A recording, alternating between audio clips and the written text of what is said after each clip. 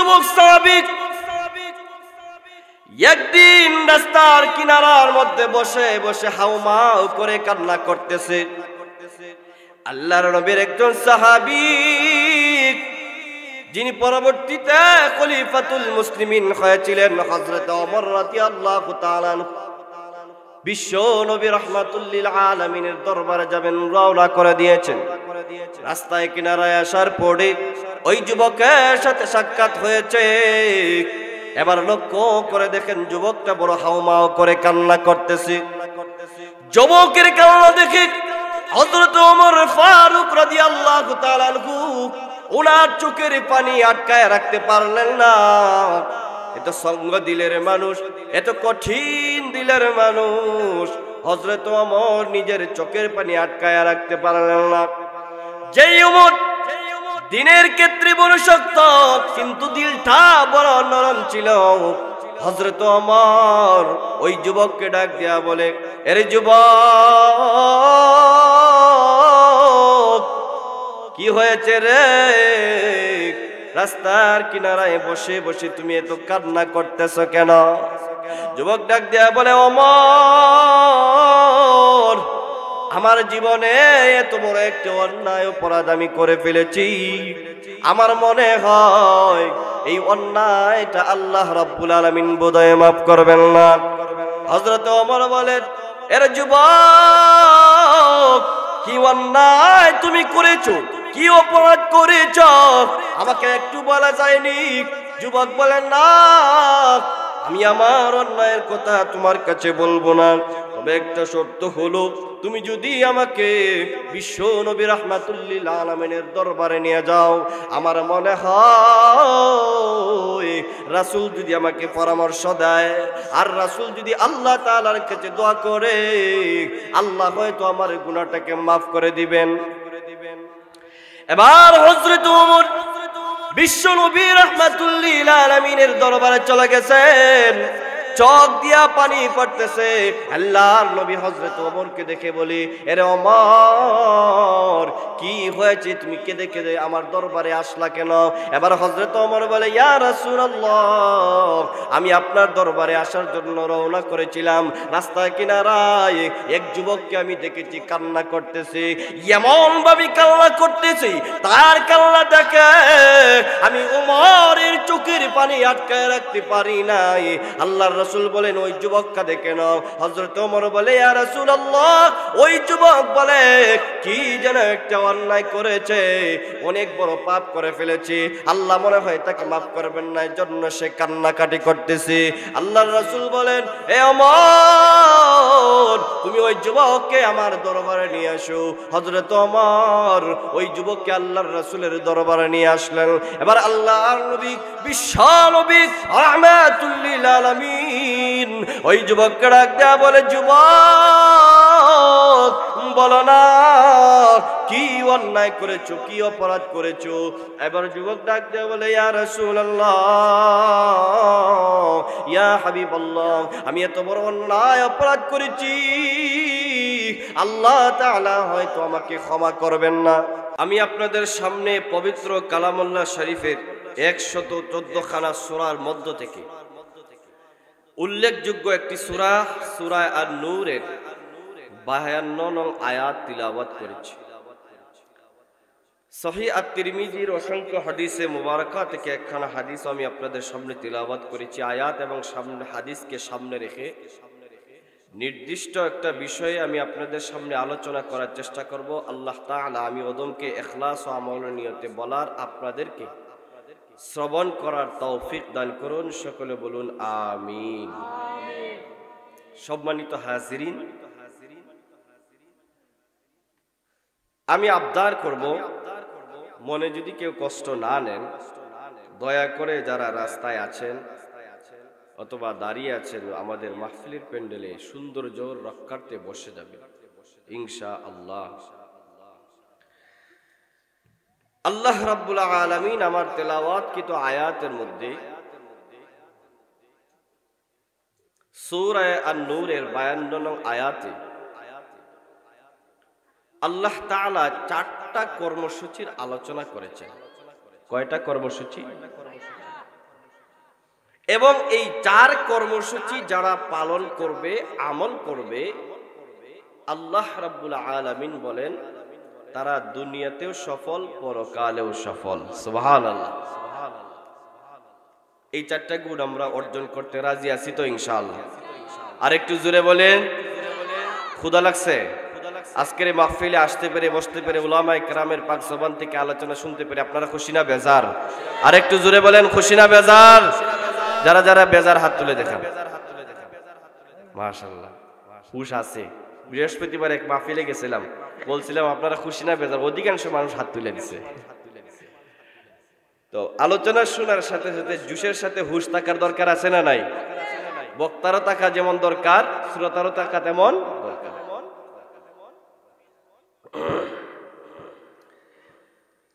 আল্লাহ রাব্বুল আলামিন আমার তেলাওয়াতকৃত আয়াতের মধ্যে বলেন, وَمَن يُطِعِ اللَّهَ وَرَسُولَهُ وَيَخْشَ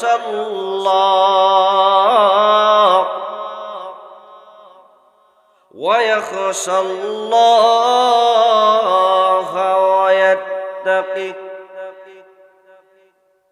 فَأُولَئِكَ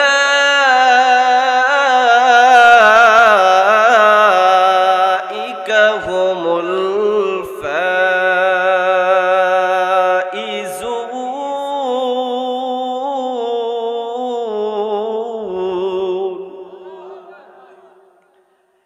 আল্লাহ রাব্বুল আলামিন কয়, যারা আল্লাহ এবং তার রাসূলের অনুগত্য করবে, অনুগত্য করে, 2 কর্মসূচি। কার অনুগত্য করা? আল্লাহর অনুগত্য করা। আর কার অনুগত্য করা? রাসূলের অনুগত্য করা। 2টা। যারা আল্লাহর অনুগত্য করবে, রাসূলের অনুগত্য করবে, ওয়ায়াখশাল্লাহ, এবং আল্লাহ তাআলাকে ভয় করবে কৃত অপরাধের জন্য, ওয়ায়াত্তাকি, এবং আগামীতে অপরাধ করা থেকে আল্লাহ তাআলাকে ভয় করবে। এই 4 কর্মসূচি যারা পালন করবে, আল্লাহ তাআলা বলেন তারা সফল কাম হয়ে যাবে। সুবহানাল্লাহ বলেন। কারা কারা সফল হতে চাই? রাজি আছি? হাত তুলে দেখায়। আল্লাহ আমাদের হাতকে কবুল করুন, সকলকে সফলতার ধার প্রান্তে পৌঁছায় দেন। সকলে বলুন আমিন। আল্লাহ রাব্বুল আলামিন আমার তেলাওয়াতকৃত আয়াতের মধ্যে 4টা কর্মসূচির কথা আলোচনা করেছেন। আল্লাহ তাআলা বলেন, ও পৃথিবীবাসী শুনো, যারা এই 4 কর্মসূচির উপর আমল করবে, পালন করবে, আমি আল্লাহ ঘোষণা দিয়া দিলাম আমার সমস্ত বান্দা বান্দীরা সফলতা অর্জন করে নেবে। সুবহানাল্লাহ।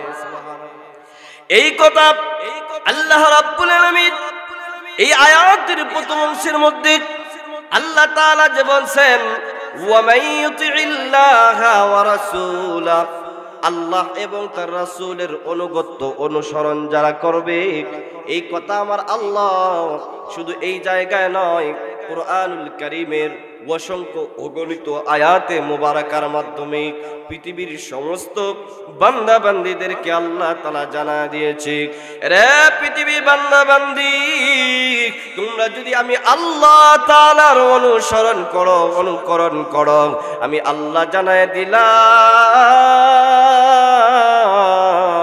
তোমরা সবাই সফল হয়ে যাবে। সফল হলে কি লাভ হবে? লক্ষ্য করে দেখেন, এই পৃথিবীতে যারা সফল হয়, আল্লাহ রাব্বুল আলামিন বলেন যারা সফল হবে তাদেরকে আমি শুধু দুনিয়াতেই সফলতা দান করব না, আমি আল্লাহ দুনিয়ার পাশাপাশি কাল কিয়ামতের কঠিন ময়দানে সফলতার কাফেলায় ঢুকায়া দিব। وَمَن يُطِعِ اللَّهَ وَرَسُولَهُ فَقَدْ فَازَ فَوْزًا عَظِيمًا।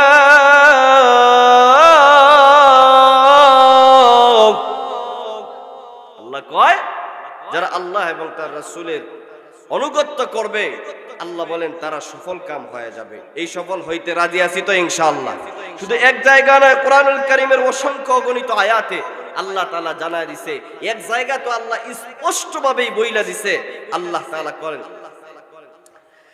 ইয়া আইয়ুহাল্লাযীনা আমানু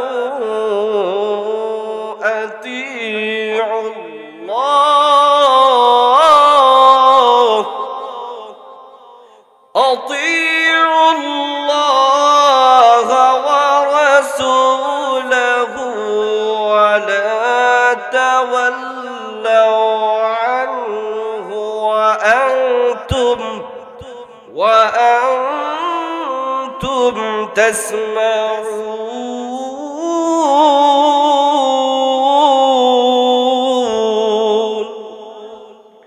আল্লাহ রাব্বুল আলামিন আমার ওই আয়াতের মধ্যে আল্লাহ তাআলা স্পষ্টভাবে মুমিনদেরকে লক্ষ্য করে বলে, ও মুমিনেরা, ও ঈমানদারেরা, তোমরা আমি আল্লাহ তাআলার অনুসরণ করো, আমার রাসূলের অনুসরণ করো, কিন্তু রে মুমিন বান্দারা, ওয়ালা তাওয়াল্লাউ আনহু, আমি আল্লাহ এবং তার রাসূলের অনুসরণ থেকে তোমরা দূরে সরে যাইও না, মুখটাকে ফিরাইয়া দিও না, তোমরা প্রতিবাদ করো না। তোমরা যারা এমন করবে, এরে আমার মুমিন বান্দা বান্দি, ও আমার মায়ার বান্দা বান্দিরা, তোমরা এমনটা করবা না, কারণ এমনটা মুমিনদের স্বভাব হতে পারে না। এমনটা করে তাকে মুনাফিক এবং বেঈমান কাফেরেরা। আল্লাহ তাআলার অনুগত্যর কথা শুনে, রাসূলের অনুগত্যর কথা শুনে, কিন্তু শোনার মতো শুনে না, বুঝে কিন্তু বুঝার মতো বুঝে না, আমল তো করবে দূরের কথা। সুতরাং যারা আল্লাহ এবং তার রাসূলের আনুগত্যের কথা শোনার মতো শুনবে না, বুঝার মতো বুঝবে না, আমল করার মতো আমল করবে না, আল্লাহ রাব্বুল আলামিন বলেন তাদের কাজটা যেন কাফেরদের কাজের মতো হয়। ঠিক কিনা কন? মসজিদে ইমানের কথা হয়, রাসূলের কথা হয়, সারা বছর বিভিন্ন মাহফিলের মধ্যে আল্লাহ তাআলার একত্ববাদের কথা হয়, আল্লাহর অনুগত্যের কথা বলা হয়, রাসূলের অনুগত্যের কথা বলা হয়। ঠিক আছে, আমরা শুনিও, ঠিক আছে, কান বইরা শুনি, মন বইরা শুনি, কিন্তু শোনার মতো শুনি না, আর জানার মতো জানি না, আর জানলেও মানার মতো আমরা মানি। বলেন না, মানার মতো মানি? আর না হয় মসজিদকে এত বড় মানার দরকার ছিল? এই মসজিদটা আরো বিশাল হওয়ার দরকার ছিল। এই গ্রামে যত মানুষ, 5 ওয়াক্তে যদি মানুষ এরকম হইতো, তাহলে এই পরিমাণ মসজিদ বানাইনি হইতো না, মসজিদটাকে আরো বড় করার প্রয়োজন পড়তো। ঠিক কিনা কন? আল্লাহ রাব্বুল আলামিন বলেন, এ মুমিন বান্দা বান্দি, আমি আল্লাহ রাব্বুল আলামিন বলে দিলাম তোমরা আমি আল্লাহর অনুসরণ করো, আমার রাসূলের অনুসরণ করো। যারা আমি আল্লাহ তাআলার অনুসরণ এবং আমার রাসূলের অনুসরণ করবে, আমি আল্লাহ জানায় দিলাম, আমি আল্লাহ তাদেরকে দুনিয়া এবং আখিরাতে সফলতা দান করে দিব। দুনিয়াতে যারা সফল হবে, পরকালে যারা সফল হবে, তাদের কোনো টেনশন আছে? আর বলেন, টেনশন আছে? জানার মতো জানতে হবে, মানার মতো মানতে হবে। জানলেই শুধু হবে না, আর শুধু জানলেও হবে না, মানার মতো মানতে হবে। আমরা অনেক সময় আল্লাহর অনুগত্য করি, রাসূলের অনুগত্য করি। কিছু মানুষ জানে আর কিছু মানুষ জানে না, আবার কিছু মানুষ জানে কিন্তু সঠিকভাবে আমল করে না। কিন্তু যখন আমল করতে যায়, আল্লাহ এবং তার রাসূলের হুকুম পালন করতে গিয়া তার ভিতরে শিরকি আমল চলে আসে, কারণ তার ভিতরে বিদআতের আমল চলে আসে। কারণ অনেক সময় দেখা যায় সে আমল করে, আল্লাহর অনুসরণ করতেছে দেখা যায়, রাসূলের অনুসরণ করতেছে দেখা যায়, কিন্তু এমন একটা সময় চলে আসে সে আমলটা করে আল্লাহ এবং তার রাসূলকে সন্তুষ্ট করার জন্য নয়, দুনিয়ার মানুষকে সন্তুষ্ট করার জন্য। ঠিক কি রাখুন? এমন মানুষ সমাজে আছে না নাই? হাজি হজ করে তার নামে যে আলহাজ অথবা হাজি শব্দ লাগানোর জন্য, হাজি না কইলে চেহারাটা কালা হয়ে যায়। 500 টাকা দিছে, হুজুর দোয়া কইরেন। আর যদি মসজিদে যে হাজী সাহেব অমুক হাজী সাহেব দিছেন, হাজী শব্দ যদি না বলেন তাহলে উনার বোঝা যায় দোয়াটাই কবুল হয় না, চেহারা কালো হয়ে যায়। এমন আছে না? নেই? নামাজ পড়তে পড়তে কপালের মধ্যে কালো দাগ পাড়ায় দিয়েছে। এবার মানুষ যদি তাকে নামাজি না বলে তার চেহারাটা কালো হয়ে যায়। সেজদা দিতে দিতে কপাল কালো হয়ে গেছে, কিন্তু আজও পর্যন্ত তার অন্তরে এটা আসে নাই আমি গোলামি করব একমাত্র কার? রোজাদার রোজাকে মানুষ বলবে আমি রোজাদার, নামাজি নামাজ পড়ে, নামাজি মনে মনে মনে করে আমি মানুষ নামাজ পড়তেছি, মানুষ বলবে আমি নামাজি। হাজি হজ করে মানুষ আমাকে বলবে হাজি। দানশীল দান করে মানুষ বলবে আমি বড় দানশীল, আমি বড় কোটিপতি। এ পৃথিবীবাসী শুনো, আমার আল্লাহ তাআলা বলেন আমি আল্লাহ তাআলার গোলামি করবা, আমার রাসূলের অনুসরণ করবা।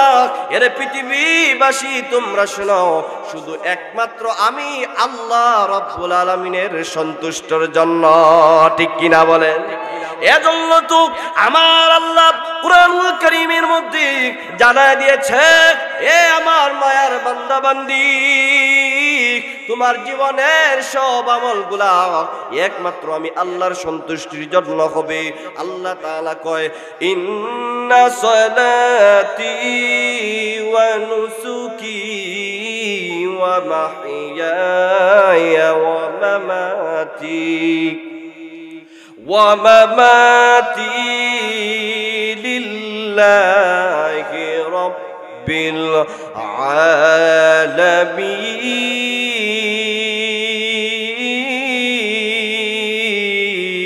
العالمين। আল্লাহ রাব্বুল আলামিন বলেন, হে আমার মায়ার বান্দা বান্দি, তোমার নামাজ, তোমার রোজা, তোমার হজ কোন নিয়ত হবে? আমি আল্লাহ তোমাকে নিয়ত শিখায় দিলাম। আমার নামাজ, আমার রোজা, আমার কুরবানি, আমার হজ, আমার জন্ম থেকে নিয়ে মৃত্যু পর্যন্ত যত আমল হবে সব কিছু একমাত্র কার জন্য হবে? আল্লাহ জানা দেয় বান্দা বান্দি, তোমার জন্ম থেকে নিয়ে মৃত্যু পর্যন্ত যত আমল করবা সব কিছু আমি আল্লাহ তাআলার সন্তুষ্টির জন্য করতে হবে। যদি আমি আল্লাহর সন্তুষ্টির জন্য করো না, ও মুমিন বান্দা বান্দি, কাল কিয়ামতের কঠিন ময়দানে আমি আল্লাহ তাআলার কাছে কোনো জাযা পাইবা না। যাদেরকে খুশি করার জন্য আমল করেছো তোমরা তাদের কাছ থেকে পাওনা গ্রহণ করবা। কাল কিয়ামতের কঠিন ময়দানে যেই জায়গার মধ্যে বাবা তার সন্তান থেকে পলায়ন করবে, মা তার সন্তান থেকে পলায়ন করবে, ভাই ভাই তার থেকে পলায়ন করবে, ভাই তার বোন থেকে পলায়ন করবে। ইয়াউমা ইয়াফিরুল মারউ মিন আখিহি ওয়া উম্মিহি ওয়া আবিহি। আল্লাহ রাব্বুল আলামিন বলেন, কাল কিয়ামতের কঠিন ময়দানে বাবা তার সন্তান থেকে পলায়ন করবে, ছেলে তার সন্তান থেকে পলায়ন করবে, ভাই তার ভাইয়ের কাছ থেকে পলায়ন করবে। ও পৃথিবীর মানুষ, যেই দিন আপনজনরা একজন অপরজনের কাছ থেকে পলায়ন করবে, সেই দিন অপর একজন মানুষ কিভাবে তোমার আমলের প্রতিদান দিবে? এজন্য আমার আল্লাহ সাবধান করে দিয়েছি, দুনিয়াতে থাকা অবস্থায় এরে মুমিন যত গোলামি করবা, যত আমল করবা, আমি আল্লাহ তাআলার অনুগত্য করবা, আমি আমার রাসূলের অনুগত্য করবা, একমাত্র আমি মহান আল্লাহ তাআলার খুশির জন্য। ঠিক কিনা বলে? যারা আল্লাহ তাআলার অনুসরণ করবে, আল্লাহর রাসূলের অনুসরণ করবে, শুধুমাত্র আল্লাহ তাআলাকে খুশি করার জন্য এই আমলটুকু করবে, আমার আল্লাহ তাআলা জানায়া দেয়। ওই আয়াতে তো বলছে পুরস্কার দিবে, আরেক আয়াতের মধ্যে আমার আল্লাহ রব্বুল আলামিন সূরা আনআমের 163 নং আয়াতের মধ্যে জানায়া দেয়, আল্লাহ রাব্বুল আলামিন বলেন, ومن يطع الله والرسول فأولئك مع الذين أنعم الله عليهم من النبيين والصديقين والشهداء والصالحين আল্লাহ রাব্বুল আলামিন জানিয়ে দেন হে পৃথিবীর মানুষেরা যারা আমি আল্লাহ তাআলাকে খুশি করার জন্য আমি আল্লাহ তাআলার অনুসরণ করবা, আমার রাসূলের অনুসরণ করবা, এর পৃথিবীবাসী শুনো, আমি আল্লাহ তোমাদের জান্নাত দান করব নবীদের সাথে। সুবহানাল্লাহ। আল্লাহ রাব্বুল আলামিন বলেন শুধু নবীদের সাথে নয়, সিদ্দিকীনদের সাথে তোমাদের জান্নাত হবে। এ আমার বান্দা বান্দি, তোমাদের জান্নাত হবে শুহাদায়ে কেরামের সাথে, তোমাদের জান্নাত হবে সালেহিনদের সাথে। আল্লাহ তাআলা জানা দেয় এ আমার বান্দা বান্দি, যারা আমি আল্লাহকে খুশি করার জন্য আমি আল্লাহর অনুসরণ করবা, আমার রাসূলের অনুসরণ করবা, আমি আল্লাহ রাব্বুল আলামিন নবী, সিদ্দিকিন, শুহাদা এবং সালেহিনদের সাথে তোমাদেরকে জান্নাত গটায়া দিব। সুবহানাল্লাহ, সুবহানাল্লাহ। নবীদের সাথে জান্নাত হবে। জান্নাত কি মনে করেন সাধারণ হবে না ব্যাপক হবে? ব্যাপক হবে। তো জান্নাত আল্লাহর রাসূল কারীমের রাসূলদের সাথে জান্নাত হবে, সালেহিনদের সাথে জান্নাত হবে, সিদ্দিকীনদের সাথে জান্নাত হবে। এরকম সৌভাগ্য পাওয়ার দরকার আছে না নাই? তবে এই সৌভাগ্য অর্জন করতে গেলে আল্লাহ এবং তার রাসূলের অনুগত্য করতে হবে। রাজি আছি তো ইনশাআল্লাহ? এইগুলো প্রথম নাম্বার। যারা আল্লাহ এবং তার রাসূলের অনুগত্য করবে, এই হলো 2 কর্মসূচি আল্লাহ রাব্বুল আলামিন। 3 নম্বর কর্মসূচি আল্লাহ তাআলা বলেন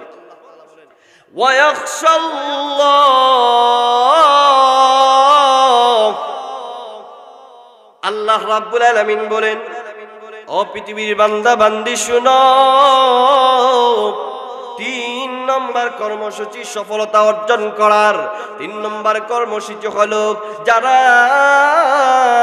আল্লাহ রাব্বুল আলামিন আমি আল্লাহ তাআলার অবাধ্যতাকে পরিহার করে চলে, অর্থাৎ যারা আমি আল্লাহ যা আদেশ করেছি সেই আদেশ মান্য করে, যে আদেশ থেকে নিষেধ করেছি তা থেকে সে পরহেজ করে চলে, আমার রাসূল যেই পথ দেখাইছে সেই পথে চলে, যেই পথে চলতে নিষেধ করেছে সেই পথ পরিহার করে চলে। আল্লাহ রাব্বুল আলামিন বলেন হে বান্দা বান্দি, এর পাশাপাশি আমার যেই বান্দা বান্দি হইয়া তোমরা গুনাহকে পরিহার করে চলবা, আর গুনাহ হয়ে যাওয়ার পরে আমি আল্লাহ তাআলার কাছে লজ্জিত হয়ে তাওবা করবা, আমি আল্লাহকে ভয় করবা, হাসরের ময়দানের ভয় করবা, কবরের ভয় করবা, জাহান্নামের ভয় করবা। এই ভয় নিয়ে যদি চলতে পারো আর আমি আল্লাহ তাআলাকে ভয় করতে পারো, ও মুমিন বান্দা বান্দি শুনো, আমি আল্লাহ তোমাদেরকে সফলতা দান করে দিব। জীবনে কত অপরাধ, ছোট থেকে বড় শিরিক বিদআত, অনেক অন্যায় অপরাধ আমরা করি কি করি না? অনেক অন্যায় অপরাধ করে ফেলি। আল্লাহ কয় ওই সমস্ত অপরাধ যে করছো তোমার হুঁশ ফিরছে, দুনিয়া থেকে চলে যাব, কবর দেশে যাওয়ার পরে এই অপরাধের কারণে শাস্তি ভোগ করতে হবে, হাসরের ময়দানে শাস্তি ভোগ করতে হবে। আর শুধু তাই নয়, এই অপরাধের কারণে আল্লাহ জাহান্নামের মধ্যে ফালায়া দিবে। সুতরাং এই গুনাহ থেকে অবশ্যই আমাকে পাক সাফ করে দুনিয়া থেকে বিদায় হতে হবে। ঠিক কিনা বলেন? আল্লাহ রাব্বুল আলামিন বলেন ও দুনিয়াবাসীরা, তোমরা যদি নিজেদের অন্যায়কে ভয় করো, গুনাহ পরিহার করে আমি আল্লাহ তাআলাকে ভয় করে দুনিয়া থেকে বিদায় হতে পারো, দুনিয়া থেকে বিদায় হতে দেরি হবে, আমি আল্লাহ তোমাদেরকে সফলতার কাফেলায় পৌঁছাইতে 1 সেকেন্ডেরও দেরি হবে না। গুনাহ তো করি, আল্লাহ মাফ করবো নি, কইরা লাই কইরা লাই কইয়াই আমরা গুনার মধ্যে লাইগা যাই। এক সেকেন্ডে কি ভরসা আছে? গানের মধ্যে টান দিছেন, আর গান শুনবো না, একটা গানই বলবো আর গান বলবো না, এই যে বইলে একটা গানে টান দিছেন, গানের কলি শেষ হওয়ার আগেই তো দম ফাইটা যাবে, ঠিক কিনা কর? বোতল লইছেন, বোতল চিনেন না? পবিত্র শরবত না অপবিত্র? অপবিত্র শরবত লিয়ে বলছেন জীবনের শেষ টান, ওই একটা দিছেন টান, বলেন আরেকটা টান দেওয়ার কোন সুযোগ আছে? আপনি তাওবা করবেন কখন? আল্লাহ তাআলার কাছে অনুশোচনা করবেন কখন? এক সেকেন্ডের কি কোনো ভরসা আছে?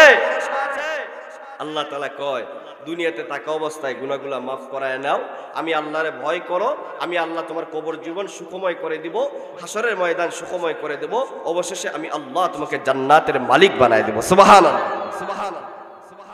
ইতিহাসের কিতাবে অসংখ্য গণিত কিতাবের মধ্যে রয়েছে আল্লাহ তাআলার খাঁটি বান্দা যারা দুনিয়া থেকে বিদায় হয়ে গিয়েছে, যাদের হুঁশ ফিরেছে, জীবনে বহু অন্যায় অপরাধ করে ফেলেছে, তারা তাদের জীবনে অনেক নজির পেশ করে গেছে, তারা কিভাবে আল্লাহ তাআলাকে ভয় করছে, এর অসংখ্য গণিত নজির আল্লাহ রাব্বুল আলামিনের ওই পাক বান্দারা, খাঁটি বান্দারা বর্ণনা করে গেছে। একটা দৃষ্টান্ত বলবো নি? নওয়াজ মনে ভালো লাগতেছে না, শেষ করে দেই। কি কন, শেষ করে দেবো? প্রধান অতিথি নিয়ে আসবো। আল্লাহর নবীর একজন যুবক সাহাবী একদিন রাস্তার কিনারার মধ্যে বসে বসে হাউমাউ করে কান্না করতেছে। আল্লাহর নবীর একজন সাহাবী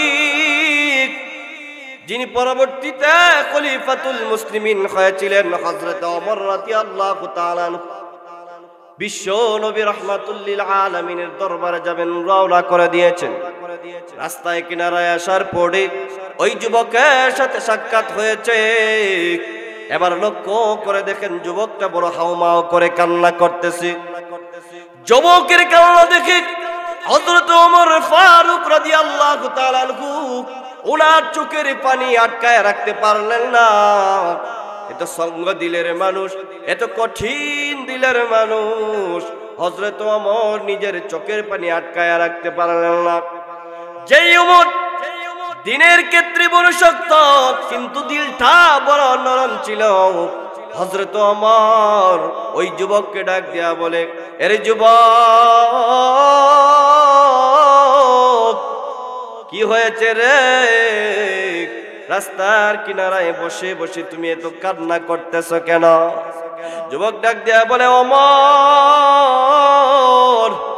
আমার জীবনে এত বড় একটা অন্যায় অপরাধ আমি করে ফেলেছি, আমার মনে হয় এই অন্যায়টা আল্লাহ রাব্বুল আলামিন বোধহয় মাফ করবেন না। হযরত ওমর বলেন, এর যুবক কি অন্যায় তুমি করেছো, কি অপরাধ করেছ, আমাকে একটু বলা যায়নি?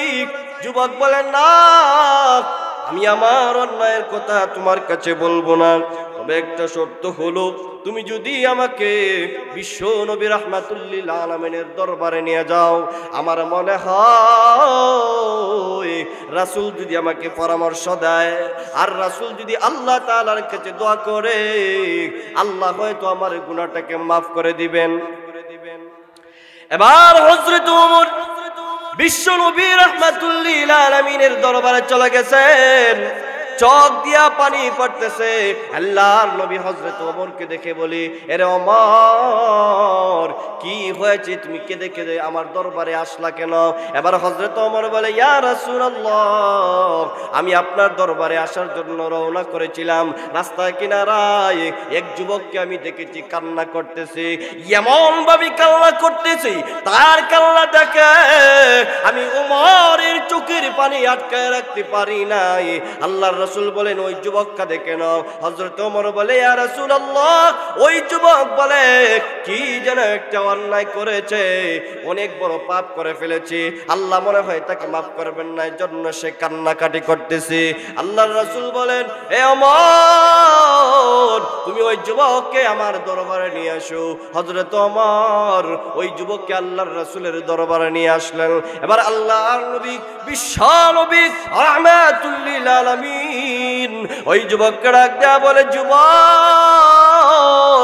বলো না কি অন্যায় করেছো, কি অপরাধ করেছো। এবার যুবক ডাক দিয়ে বলে ইয়া রাসূলুল্লাহ, ইয়া হাবিবাল্লাহ, আমি এত বড় অন্যায় অপরাধ করেছি, আল্লাহ তাআলা হয়তো আমাকে ক্ষমা করবেন না। আল্লাহর রাসূল বলেন, এরে যুবক, তুমি কত বড় অন্যায় করেছো, তোমার অন্যায়টা কি আল্লাহ তাআলার আরশের চাইতে বড়? যুবক ডাক দেয়া বলে ইয়া রাসূলুল্লাহ, আমার মনে হয় আমার গুনাহটা মহান আল্লাহ তাআলার আরশের চাইতেও বড়। আল্লাহর রাসূল বলেন, কি অন্যায় করেছো? তোমার অন্যায়টা কি আল্লাহ রাব্বুল আলামিনের কুরসির চাইতেও বড়? যুবক বলে ইয়া রাসূলুল্লাহ, আমার মনে হয় আমার অন্যায়টা আল্লাহ তাআলার কুরসির চাইতেও বড়। এবার আল্লাহর রাসূল বলেন, হাল কাতালতা নাফসা, এরে যুবক, তুমি কি কাউকে হত্যা করেছো? যুবক বলে না, আমি কাউকে হত্যা করি নাই। আল্লাহর রাসূল বলেন, হাল আশরাকতা বিল্লাহ, তুমি কি আল্লাহ তাআলার সাথে কাউকে শরীক করেছো? যুবক বলে ইয়া রাসূলুল্লাহ, না না, আমি আল্লাহ তাআলার সাথেও কাউকে শরীক করি নাই। এবার আল্লাহর রাসূল বলেন, যুবক, তুমি এত বড় অন্যায় অপরাধ করেছো, যে অপরাধটা আল্লাহ তাআলার আরশের চাইতেও বড়। এত বড় অন্যায় করেছো, যে অন্যায়টা তুমি শিরকও করো নাই, কুফরিও করো নাই। এর যুবক, তুমি কাউকে হত্যাও করো নাই, বলো না কি অন্যায় করেছো আমার কাছে বলো। এবার যুবক ডাক দেয়া বলে ইয়া রাসূলুল্লাহ, আমার পেশা হইল নাব্বাসগিরি করা, আমি হইলাম নাব্বাস, কাপন চুরি করা হইল আমার পেশা। কি চুরি করা? আল্লাহ রাসূল বিশ্বনবী রাহমাতুল লিল আলামিন বলেন, কি হয়েছে? যুবক বলে ইয়া রাসূলুল্লাহ, মানুষ যখন মুসলমানদের কি জানাজা দিয়া দাফন করে চলে আসে, রাতের বেলা আমি গুরুস্থানে গিয়ে মাটি খনন কাপড় গুলো তুলে আইনা দৌত করে ভালো করে শুকায়া পরের দিন বাজারের মধ্যে বিক্রি করে দেই। এই সব বিক্রি করে আমি আমার পরিবার চালাই, এটাই হইল আমার পেশা। নাউজুবিল্লাহ বলেন। আল্লাহর রাসূল বলেন, তাহলে কি হয়েছে? যুবক বলে ইয়া রাসূলুল্লাহ, কয়দিন আগে আনসারী একজন যুবতী মহিলা ইন্তেকাল করেছে। তার আত্মীয় স্বজন জানাজার নামাজ পড়ার পরে তাকে কাফন পড়ায়া জানাজার নামাজ পড়ানোর পরে যখন কবরের মধ্যে দাফন করে আসছে, সকলে বাড়িতে চলে আসার পর আমি গুরুস্থানে আমার রীতিমতো পেশা অনুযায়ী চলে গেলাম, কবরটারে খনন করলাম। কবরটা খনন করার পরে ওই যুবতী মহিলার শরীর থেকে পাঁচ টুকরা কাপড়টাকে আমি সেনাইয়া আনলাম। কিন্তু কে রাসূলুল্লাহ, বিপত্তি এই জায়গায় ঘটেছে, আমি যখন কবর থেকে উঠে আসব, শয়তান আমাকে প্ররোচনা দিয়ে ফেলেছে। শয়তান আমাকে প্ররোচনা দিয়েছে। বলে কি প্ররোচনা ইয়া রাসূলুল্লাহ? শয়তান আমার আকর্ষণ যুবতী মহিলার দিকে বাড়ায় দিয়েছে। ইয়া রাসূলুল্লাহ, ইয়া হাবিবাল্লাহ, আমি ওই মহিলার দিকে আকর্ষিত হইয়া এক পর্যায়ে মহিলার সাথে আমি জিনা করে ফেললাম। নাউজুবিল্লাহ বলেন। এত বড় অন্যায় করেছি, আমি যখন জিনা করে কমপ্লিট হয়ে আমার মনের স্বাদ পূরণ করে যখন কবর থেকে আসব, ইয়া রাসূলুল্লাহ, ইয়া হাবিবাল্লাহ, তখন আমার যেন মনে হয়েছে ওই কবরের সহিত যুবতী মহিলা আমার পিছন থেকে ডাক দিয়ে দিল, এর যুবক, এটা তুই কি করলি? হাজার হাজার মুর্দার সামনে আমাকে উলঙ্গ করে দিলি। এর যুবক, আমি বড় পবিত্র মহিলা, দুনিয়ার কোন বেগানা পুরুষ আমাকে স্পর্শ করে নাই। এর যুবক, তুই আমাকে নাপাক বানায়া দিলি। কালকে আমাদের কঠিন ময়দানে আল্লাহ রাব্বুল আলামিনের বিচারের কাঠগড়ায় তুই আমাকে নাপাক বানায়া ওঠার ব্যবস্থা করে দিলি। এর যুবক, এই কাজটা তো তুই সঠিক করিস নাই, ঠিক করিস নাই। ইয়া রাসূলুল্লাহ, ইয়া হাবিবাল্লাহ, যেই মুহূর্তে আমি এই কথা শুনেছি আমার অন্তরে ধাক্কা লেগে গেছে। কি অন্যায় করলাম! একজন মিথ্যা যুবতী মহিলার সাথে আমি জিনা করে ফেললাম, খারাপ কাজ করে ফেললাম। আল্লাহ তাআলা, এত বড় অপরাধ আমি করে ফেললাম। আমার মনে হয় এই অপরাধটা আল্লাহ তাআলা ক্ষমা করবেন না। এর জন্য আমি বেহুশ হয়ে গেলাম। আমি রাস্তার কিনারায় কিনারায় দাঁড়ায় দাঁড়ায় কাঁদতে আরম্ভ করলাম। এই কথা শোনার পরে আল্লাহ নবী, বিশ্ব নবী রাহমাতুল লিল আলামিন বলে, যুবক, তুমি তো বড় অন্যায় করে ফেলেছো, তুমি তো বড় ভয়ঙ্কর গুনাহ করে ফেলেছো।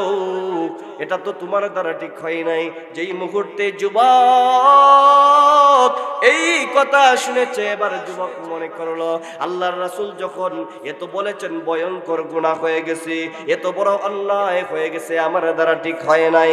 এবার যদি আমার রাসূল বেজার হয়ে যায় আর রাগ করে আল্লাহ তাআলার কাছে কোন দোয়া জানি করে ফেলি, আমি যুবক এই জায়গার মধ্যেই ধ্বংস হয়ে যাব। আমার উপর আল্লাহ তাআলার নগদ গজব নাজিল হয়ে যাবে। এবার যুবক কাঁদলে কাঁদলে পাহাড়ের উপরে চলে গেছে, উঠে গিয়ে সিজদার মধ্যে পড়ে কান্দে, নামাজের মধ্যে দাঁড়ায় কান্দে। যুবক আল্লাহ তাআলার দরবারে দুই হাত উঠায়া কান্দে, প্রভু হে, কি অন্যায় করেছি, অপরাধ করেছি। ওগো আল্লাহ, আপনার রাসূল বলেছেন আমি ভয়ঙ্কর গুনাহ করে ফেলেছি। আমার মনে হয় আল্লাহ গুনাহ ক্ষমা হবে না। আল্লাহ, আপনি ছাড়া যাওয়ার তো আর কোনো জায়গা নাই। ওগো মালিক, আপনি যদি মাফ না করেন আর কেউ মাফ করতে পারবে না। প্রভু গো, অন্যায় করেছি, অপরাধ করে ফেলেছি, আল্লাহ আপনি আমাকে মাফ করে দিন। এভাবে যুবক একদিন নয়, দুই দিন নয়, একটানা 40 দিন পাহাড়ের কিনারায় দাঁড়ায়া দাঁড়ায়া আল্লাহ তাআলার কাছে নামাজ পড়ে আর দোয়া করে আল্লাহ তাআলার কাছে মিনতি করে। এবার লক্ষ্য করে দেখেন, আল্লাহ রাব্বুল আলামিন 40 দিন পরে হযরত জিবরিল আলাইহিস সালাতু ওয়াস সালামকে আল্লাহর নবী, বিশ্ব নবী রাহমাতুল লিল আলামিনের দরবারে পাঠায় দিয়েছে। সুবহানাল্লাহ বলেন। আয়েশা বলে, ইয়া রাসূলুল্লাহ, ইয়া হাবিবাল্লাহ, আপনার একজন যুবক, এই কথা পরে বলবো, আল্লাহ তাআলা আমাকে পাঠাইছে আপনারে কয়েকটা প্রশ্ন করার জন্য। বলে, কি প্রশ্ন? বলে, আল্লাহ তাআলা আমাকে কয়েকটা প্রশ্ন করার জন্য বলছে। আল্লাহ তাআলা আমাকে বলছেন, এই পৃথিবীতে যত মাখলুক তৈরি হয়েছে, সৃষ্টি হয়েছে, সমস্ত মাখলুককে আপনি তৈরি করছেন না আল্লাহ তৈরি করছেন? আল্লাহ রাসূল বলেন, এই পৃথিবীর সমস্ত মাখলুককে তো আল্লাহই তৈরি করছে, আর আমি মুহাম্মদুর রাসূলুল্লাহ সাল্লাল্লাহু আলাইহি সাল্লামকে আল্লাহ তাআলাই তো তৈরি করছে। এবার জিবরিল ডাক দিয়ে বলে, ইয়া রাসূলুল্লাহ, ইয়া হাবিবাল্লাহ, আল্লাহ তাআলা প্রশ্ন করেছে এই পৃথিবীতে যত মাখলুক আছে সমস্ত মাখলুককে রিজিক আপনি দেন না আল্লাহ তাআলা দেয়? আপনার আমার নবী বলে, এ ভাই জিবরাইল, এই পৃথিবীতে যত মাখলুক আছে সমস্ত মাখলুক এবং আমি নবীকেও তো আল্লাহ তাআলা রিজিক দেয়। জিবরাইল বলে, আল্লাহ তাআলা জিজ্ঞাসে, এই পৃথিবীতে যত মাখলুক আছে অন্যায় অপরাধ করে সমস্ত মাখলুককে আপনি ক্ষমা করেন না আল্লাহ তাআলা ক্ষমা করে? আপনার আমার রাসূল বলেন, ও ভাই জিবরাইল, এই পৃথিবীতে যত মাখলুক আছে, মানব দানব আছে, সকলকে তো আল্লাহ তাআলাই ক্ষমা করে, আমাকেও তো মহান আল্লাহ তাআলাই ক্ষমা করেন। এবার জিবরাইল ডাক দেয়া বলে, ইয়া রাসূলুল্লাহ, ইয়া হাবিবাল্লাহ, নবীজি, ওই যে 40 দিন আগে আপনার কাছে একজন যুবক সাহাবী অন্যায় গুনাহ করে অপরাধ করে আপনার কাছে আসছিল, আর আপনি বলেছিলেন ভয়ঙ্কর গুনাহ করে ফেলেছেন, আপনার সম্ভাবনা ছিল গুনাহ মাফ হবেন না। ইয়া রাসূলুল্লাহ, ইয়া হাবিবাল্লাহ, আপনার ওই যুবক সাহাবী পাহাড়ের কিনারায় উঠে উঠে মহান আল্লাহ তাআলার কাছে তার কৃত অপরাধের জন্য আল্লাহ তাআলার কাছে তাওবা করে আল্লাহ তাআলার কাছে চোখের পানি পালাইয়া মিনতি করে আল্লাহ তাআলার কাছে ক্ষমা চাইছে। একদিন নয়, 2 দিন নয়, 40 দিন হয়ে গেছে। আল্লাহ তাআলার কাছে মিনতি করে মহান আল্লাহ তার মিনতিকে কবুল করে তার জীবনের সমস্ত গুনাহগুলোকে মাফ করে দিয়েছে। সংবাদ পাঠায় দিয়েছি, ইয়া রাসূলুল্লাহ, আপনি সাহাবায়ে কেরামদেরকে পাঠায়া দেন আর তার কাছে ঘোষণা দেয়া দেন আল্লাহ তাআলা তাকে মাফ করে দিয়েছি। আল্লাহর রাসূল সাহাবায়ে কেরামদেরকে পাঠায় দিয়েছি। আর ওই যুবক যখন আল্লাহর রাসূলের দরবারে আসছে, আল্লাহর রাসূল ডাক দেয়া বলে, আরে যুবক, আল্লাহ রাব্বুল আলামিন তোমার মিনতিকে কবুল করেছে, তোমার জীবনের এত ভয়ঙ্কর গুনাহটাও মহান আল্লাহ মাফ করে দিয়েছে। নিজের জীবনের কিন্তু অন্যায়ের জন্য আল্লাহ তাআলার কাছে তাওবা করার দরকার আছে না নাই? আল্লাহ তাআলা কয়, আমার যেই বান্দা বান্দি আমি আল্লাহর অনুসরণ করবে, আমার রাসূলের অনুসরণ করবে এবং তার কৃত কর্ম কৃত অপরাধের জন্য আমি আল্লাহকে ভয় করবে, আমি আল্লাহ তাআলার ভয় তার ভিতরে ঢুকাইবে, আমি আল্লাহ তাআলার কাছে তাওবা করবে, আমি আল্লাহ তাকে সফলতা দান করনেওয়ালা সফল কাম সফল কৃতদের কাফেলার ভিতরে অন্তর্ভুক্ত করে দিব। সুবহানাল্লাহ। এই হলো 3 নম্বর কর্মসূচি। নিজের জীবনের অপরাধের জন্য আল্লাহ তাআলার কাছে তওবা করতে হবে, আর না হয় দুনিয়াতেও সফল হওয়া যাবে না, পরকালেও সফল হওয়া যাবে না। আমরা তো শুধু গুনাহ করতেই থাকি, কিন্তু আল্লাহ তাআলার কাছে ক্ষমা চাইতে আমরা রাজি না। নামাজ পড়তে ইমাম সাহেব সালাম ফিরাইতে দেরি হয়, মসজিদ থেকে বাহির হইতে আমাদের দেরি হয় না, ঠিক কিনা কোন? গানের মধ্যে ঘন্টার পর ঘন্টা বসে বসে গান শুনতে পারি, বসার জায়গা না থাকলে দাঁড়ায় দাঁড়াও শুনতে রাজি আছি।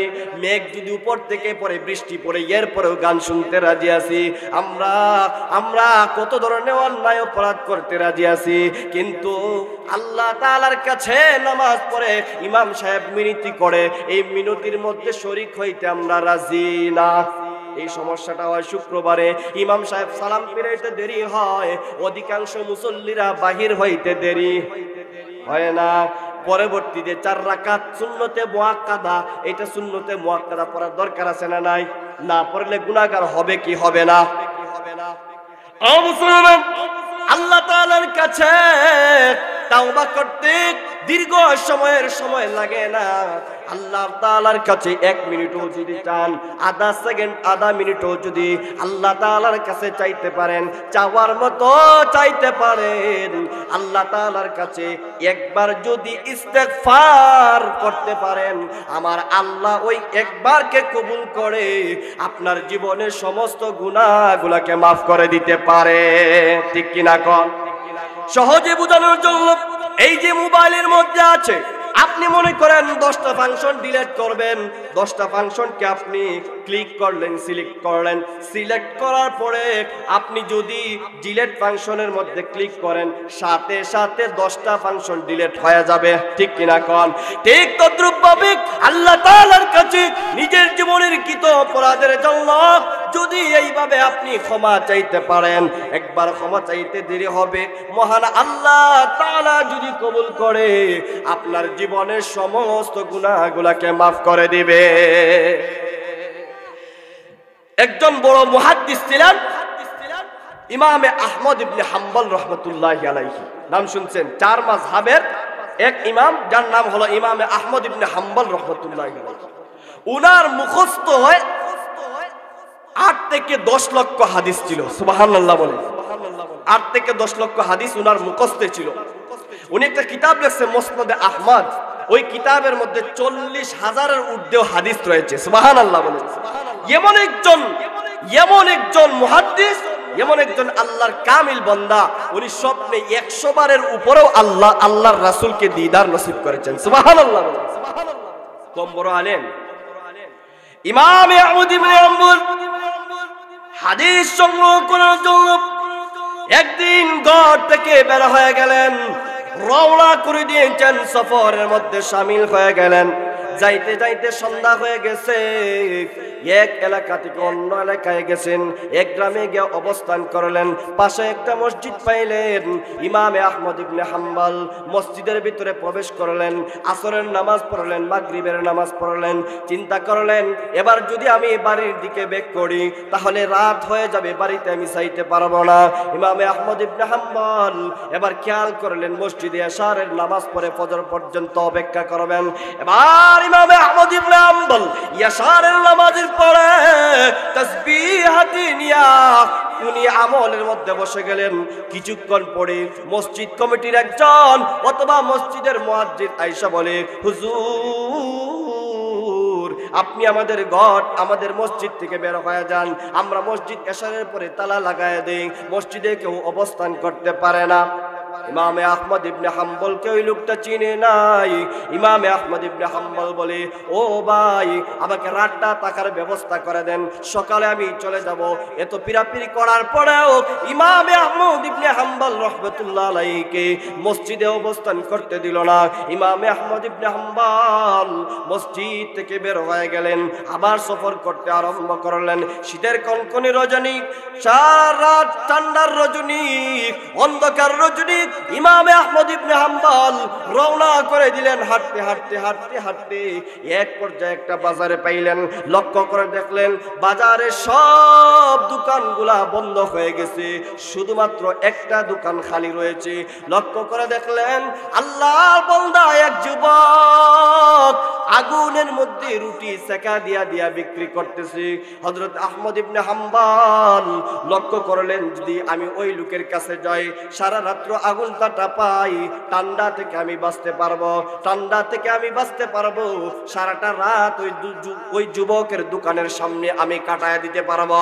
এবার ইমামে আহমদ ইবনে হাম্বল ওই দোকানের সামনে চলে গেলেন, ডাক দিয়া বললেন, যুবক আমি তোমার দোকানের সামনে কি দাঁড়াইতে পারি? তুমি কত সময় পর্যন্ত তোমার দোকান খোলা থাকবে? যুবক ডাক দেয়া বলে, ও মুরব্বী, আমি আমার দোকানটা সারা রাত আমি চালাই, বাজারের সমস্ত দোকানগুলা বন্ধ হয়ে যায়, কিন্তু আমার দোকানটাকে আমি বন্ধ করি না। সারা রাত আমি দোকান চালাই, সারা রাত বিক্রি করে আমি যা উপার্জন করি এর মাধ্যমে আল্লাহ রাব্বুল আলামিন আমার পরিবারের রিজিকের ব্যবস্থা করে দেন। এবার ইমামে আহমদ ইবনে হাম্বল ডাক দেয়া বলে, যুবক আমি কি তোমার দোকানের মধ্যে ফজর পর্যন্ত অপেক্ষা করতে পারি, দাঁড়াইতে পারি? যুবক ডাক দেয়া বলে, ও মুরব্বী আপনি আমার দোকানের সামনে দাঁড়ানোর দরকার নাই, আপনি বড় সম্মানী মানুষ, ইজ্জতওয়ালা মানুষ, আসেন আমার দোকানের ভিতরে প্রবেশ করেন। সুবহানাল্লাহ বলেন। ইমামে আহমদ ইবনে হাম্বল দোকানের ভিতরে প্রবেশ করলেন। মুরব্বীকে সম্মান দেওয়ার দরকার আছে না নাই? যারা বড়দেরকে সম্মান করে না, ছোটদেরকে স্নেহ করে না, আল্লাহর রাসূল বলেন তারা আমার উম্মতের অন্তর্ভুক্ত না, তারা আমার উম্মতের অন্তর্ভুক্ত না। ধমক দিছে। আমরা তো মুরব্বীর সামনে মোবাইলের মধ্যে গান বাজায় বাজায় যাই, হাডুর উপরে কাপড় তুলে তুলে যাই, মুরব্বী হয়েছে তো কি হয়েছে, এগুলো আমার চোখে লাগে না। এমন আছে না নাই? আল্লাহর রাসূল বড় ধমক দিছে, মুরব্বীদের সম্মান দেওয়ার দরকার আছে না নাই? ছোটরা তো রাস্তাতে যাইতেছি, সে ভালো মানুষের লাগে হাইটেছিল, তার একটা তাপ্পর না দিলে আমার হাত খাওয়া, এমন আছে না? গালি একটা না দিলে ভালো লাগে না। আল্লাহ রাসূলের শিক্ষা এটা নয়। আল্লাহ রাসূলের শিক্ষা হলো বড়কে সম্মান করা, ছোটকে স্নেহ করা, মায়া মোহাব্বত করা। আজকের পর থেকে এই আমলটা করব, রাজি আছি তো ইনশাআল্লাহ? এবার ইমামে আহমদ ইবনে হাম্বল ওই যুবকের ঝুপড়ির ভিতরে অবস্থান করলেন। এবার লক্ষ্য করে দেখলেন আশ্চর্য বিষয়, আল্লাহর বান্দা যুবক একটা আমল করতেছে। যখন সে খামির মাখায় তখন বলে আস্তাগফিরুল্লাহ, কি বলে? যখন আবার রুটি বলে আবার বলে আস্তাগফিরুল্লাহ। আবার যখন রুটিটা আগুনের মধ্যে দেয় তখনও বলে আস্তাগফিরুল্লাহ। রুটি উল্টায় আবার বলে আস্তাগফিরুল্লাহ। কারো কাছে রুটি বিক্রি করে তখনও বলে আস্তাগফিরুল্লাহ। ইমামে আহমদ ইবনে হাম্বল আশ্চর্য হয়ে গেলেন, এই যুবক কি আমল করে বারবার কেন আস্তাগফিরুল্লাহ বলে। এক পর্যায়ে ইমামে আহমদ ইবনে হাম্বল নিজেকে কন্ট্রোল করতে পারলেন না। এবার যুবককে ডাক দেয়া বলে, এরে যুবক, আমি বড় আশ্চর্য হয়ে গেলাম। আমি দেখলাম তুমি যখন খামির মাখাও আস্তাগফিরুল্লাহ বলো, রুটি সাকা দাও আস্তাগফিরুল্লাহ বলো, রুটি বিক্রি করো তখন আস্তাগফিরুল্লাহ বলো, এই আমলটা কেন করো? এর যুবক, আমাকে একটু বলবানি এই আমলটা তুমি কেন করো? যুবক এবার ডাক দেয়া বলে, ও মুরব্বি, আমি এই আমলটা আজকে একদিন দুই দিন থেকে করি না। আমি এই আমলটা আজকে 32 বছর হয়ে গেছে করতে আছি। সুবহানাল্লাহ বলেন। অমর এই আমলটা করার পিছনে আমার দুইটা কারণ আছে। এক নম্বর কারণ হলো, আমি যখন এই আমলটা করি, এই আমলটা করার একমাত্র কারণ হলো সকলকে আমি রুটি দেই, রুটির খামির সমান হয় না। আবার রুটিকে আমি সেকা দেই, সকল রুটি পুরোপুরি সিদ্ধ হয় না, কোনোটা ভালো সিদ্ধ হয়, কোনোটা কম সিদ্ধ হয়। ওগো মুরব্বি, এই যে আমি কম দেই, কম হয়ে যায়, এর জন্য অথচ আমি সকলের কাছ থেকে প্রত্যেকটা রুটির পিছে আমি সমান টাকা নাই, এই যে কম বেশ হয়ে যায়, এই জন্য আমি আল্লাহ তাআলার কাছে ক্ষমা চাই। সুবহানাল্লাহ বলেন। আমি আল্লাহ তাআলার কাছে ক্ষমা চাই যেন মহান আল্লাহ রাব্বুল আলামিন আমার এই অপরাধটাকে মাফ করে দেয়। অথচ আমি এই জিনিসটা ইচ্ছাকৃতভাবে করি না, মেপে মেপে খামির দেওয়া সম্ভব নয়। এবার হলো 2 নম্বর কারণ, ও মুরব্বি, আমি এই আমলটা 32 বছর ধরে করি, কিন্তু এই আমলটা করার কারণে আমার মনে হয় মহান আল্লাহ রাব্বুল আলামিন আমাকে যা দান করেছেন, দুনিয়ার সাধারণ মানুষকে মহান আল্লাহ তা দান করে নাই। সুবহানাল্লাহ। বলে কি দান করেছেন, কি দান করেছেন? যুবক এবার বলি, ও মুরব্বি শুনেন, এই আমল আমি যেই দিন থেকে শুরু করলাম, এই আমল আমি যেই দিন থেকে শুরু করেছি, আজকে 32 বছর হয়ে যায়। এই 32 বছরের ভিতরে এই আমলের কারণে আমি 35 বারের উপর বিশ্ব নবী, আখির নবী মুহাম্মাদুর রাসূলুল্লাহ কি স্বপ্নে আমি সাক্ষাৎ করেছি। একটু আসতে নি, আর জুড়ে কন। অমরব্বী শুনেন, তাই নয়, আমি আমল যেই দিন থেকে শুরু করেছি, মানুষের সাধারণত জ্বর, কাশি এবং সর্দি হয়। আমি যেই দিন থেকে আমল শুরু করেছি, সেই দিন থেকে আমার এই ধরনের সাধারণ কোনো রোগ আমার আল্লাহ তাআলা আমাকে দান করে নাই। অমরব্বী শুনেন, আমি আমল যেই দিন থেকে শুরু করেছি, সেই দিন থেকে আমার এমন অবস্থা হয়েছে, আল্লাহ আমার রুজিতে এমন বরকত দিয়েছে। আমার 50 জনের ফ্যামিলির একটা পরিবার আছে, আমি 50 জন মানুষকে আমি পালি। আল্লাহ রাব্বুল আলামিন এই দোকানের উপর 50 জন মানুষের রিজিক রাখছে।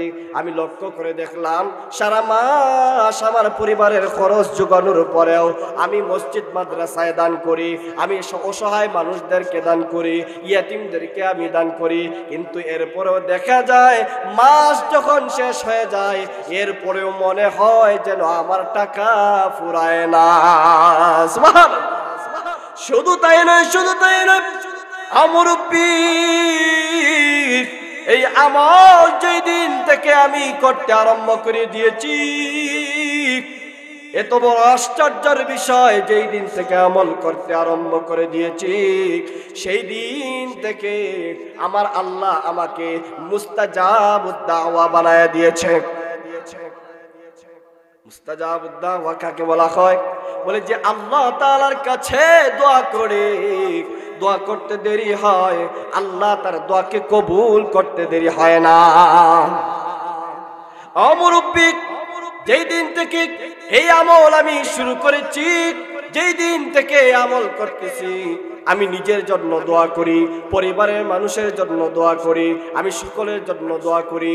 যেই আমার কাছে মুসলমান হক কাফের হক আমার কাছে আইসা যদি দোয়া করি, ও মুরব্বি শুনেন, আমি আল্লাহ তাআলার কাছে দোয়া করি, কিন্তু আমার আল্লাহ আমার দোয়াকে ফিরায় দেয় না। কিন্তু গো মুরব্বি,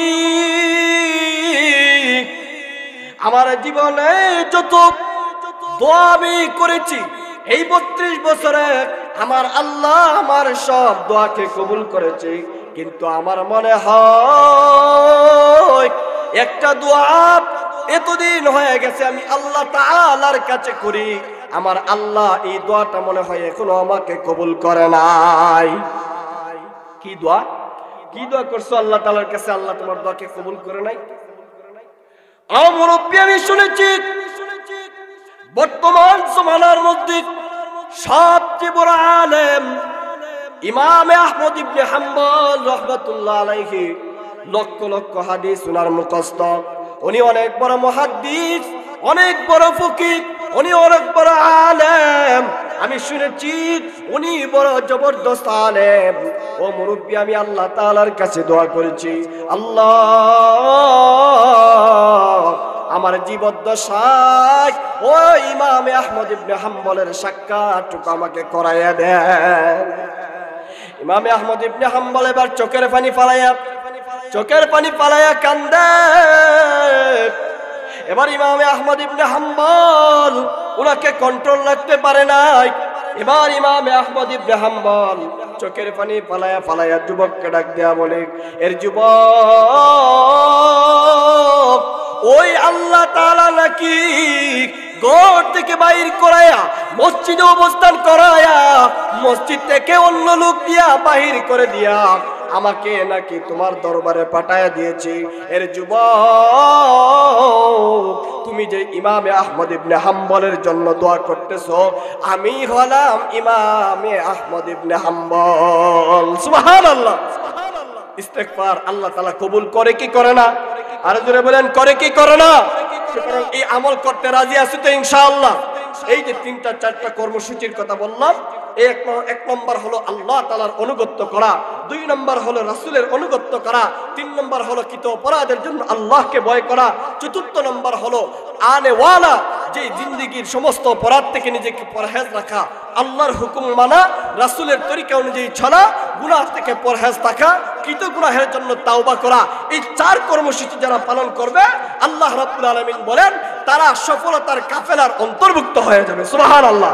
যারা এই সফলতার কাফেলার অন্তর্ভুক্ত হবে আল্লাহ তাদেরকে 2টা পুরস্কার দিবেন। দুনিয়াতে আল্লাহ দিবেন উত্তম জীবন, পরকালে আল্লাহ তাদেরকে জান্নাতের মালিক বানায় দিবেন। সুবহানাল্লাহ। আজকের পর থেকে আল্লাহ তাআলার যত হুকুম জানি, রাসূলের যত তরিকা এবং সুন্নাত জানি, সেইগুলোর উপর আমল করব। রাজি আছি তো ইনশাআল্লাহ? আজকের এই মাহফিল থেকে ওয়াদা করে যান, আজকের পর থেকে আল্লাহ তাআলার একটা কথারও, আল্লাহ তাআলার একটা আদেশেরও, আল্লাহর রাসূলের একটা সুন্নতেরও বরখেলাফ করব না। রাজি আছি তো ইনশাআল্লাহ? হাত তুলে দেখাই। আল্লাহ আমাদের হাতকে কবুল করেন, আল্লাহ আমাদের নিয়তকে কবুল করেন, মওত পর্যন্ত আপনার হুকুম এবং রাসূলের তরিকা অনুযায়ী চলার তৌফিক দান করেন। সকলে বলুন আমিন। ওয়া আখিরি দাওয়ানা আলহামদুলিল্লাহি রাব্বিল আলামিন।